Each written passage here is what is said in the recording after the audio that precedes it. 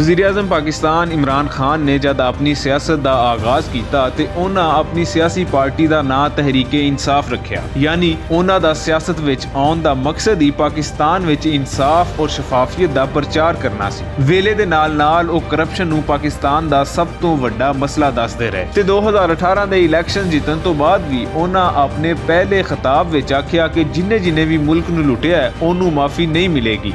Corruption के ऊपर हमने पूरा अब जोर लगाना है।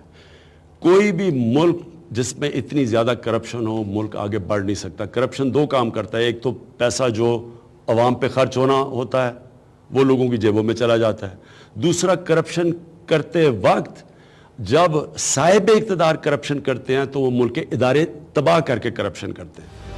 हुण पीटीआई हुकूमत नूं 2.5 साल हो चुके हैं ते मशीर एहतसाब Shahzad Akbar high profile cases उत्ते 50 तो वध प्रेस कानफ्रेंसां भी कर चुके हैं। इन्हां केसां विच मरियम नवाज, शहबाज शरीफ, हमजा शहबाज, ख्वाजा बरादरान, अलीम खान, जहांगीर तरीन, ख्वाजा आसिफ, जावेद लतीफ ते राणा सनाउल्ला खान के खिलाफ मुकदमात शामिल ने। इस तो अड आटा चीनी ते पेट्रोल स्कैंडल्स भी शामिल ने। बदकिस्मती नाल किसी भी केस विच अजे तीकर कोई खास पेशरफ्त नहीं हुई। तमाम सियासी लीडर वारी वारी फड़े गए ते फिर उन्हां दे केसिस लटकदे रहे, जिन्हां विचों कुछ जमानत उत्ते रिहाई दा परवाना लैके घरां नूं आ गए ते कुछ हाले भी जेलां विच ने। अवाम इमरान खान वाल वेख रही है कि जे एहतसाब दे नां ते सियासतदानां नूं ब्लैकमेल ही करना सी ते फिर ये काम ते पहले भी हो रहा सी।